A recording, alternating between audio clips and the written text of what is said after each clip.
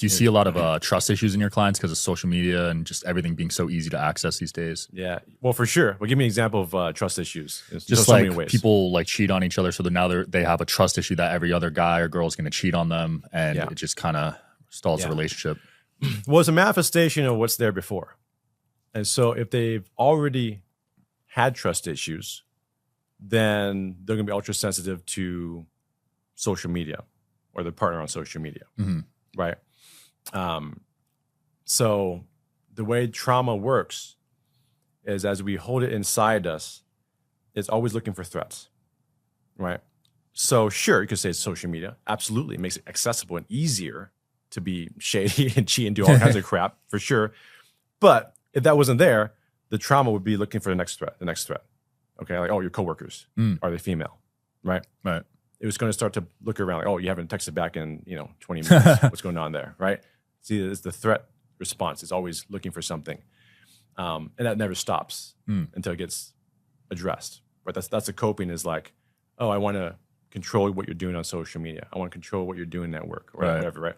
That's more from the person that has more anxious attachment, which we're talking about the person that has abandonment, right? They're going to have that. Whereas the person that is more avoidant, for them, it's like, I want to be trusted. Actually, let me cut to that. You brought up trust issues for a reason.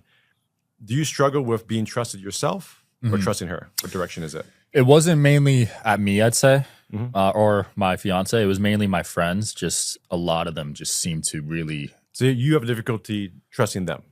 No, I see them have difficulties trusting their potential partners. Okay, so just what you're observing out there. Yeah, like very commonly. Okay, yeah. And a lot of it is from cheating, I'd say, and social media. Yeah. And at the same time, like I said, we come right back to the beginning of our conversation here, is that we are drawn towards the environments, the people, places, or things that are familiar to what we grew up with. So if we grew up being betrayed, let down, and we have trust issues there, we're going to be drawn to environments where we can't be trusting the people around us. Wow. Because that's familiar. That's deep. Yeah. And we do it all the time. Yeah, people don't even know. They don't even know, right? They hate it. It hurts. But some part of them is like pulling them towards these types of people, environments, or spaces because there's a familiarity to that. It almost gets them in touch with that childhood part of themselves subconsciously because it feels like love. Does it feel this is how I exist in the world? Is be in this sort of emotional state where I can't trust them, pulls them in there, and they get stuck in it because, I guarantee you they probably stay stuck in it. Even though they can't trust them and the person cheats on them or betrays them, they still stay stuck in it. They don't leave right away. They keep trying to convince or control the partner or the person to stop doing that.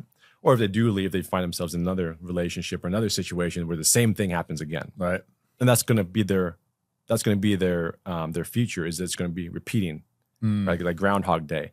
Keep changing relationships, changing certainly whatever that is.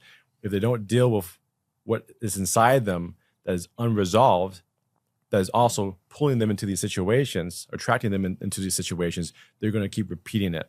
There's nothing that you can do or anyone can do to try to convince them otherwise. They have to get to a point where they hit rock bottom and they say, like, what the am I doing? I'm doing the same thing over and over again. Let me explore myself. Right? Yeah. And that's the work. It's like, okay, what's going on here? Why am I experiencing this? What's this about? And one thing that can help anybody that might be confused on like, oh, I don't know if I have childhood trauma. What's this all about? How do I explore this? If they're confused about, all they got to do is this. Look at what is prevalent in their life. What is happening in their life consistently, and that's really just showing up in their face. Am I constantly being lied to? Am I constantly being yelled at? Am I constantly being whatever, or whoever? Where is that loud threat happening in their life that's dominant? And then ask yourself this question: how early in life do I remember feeling this way?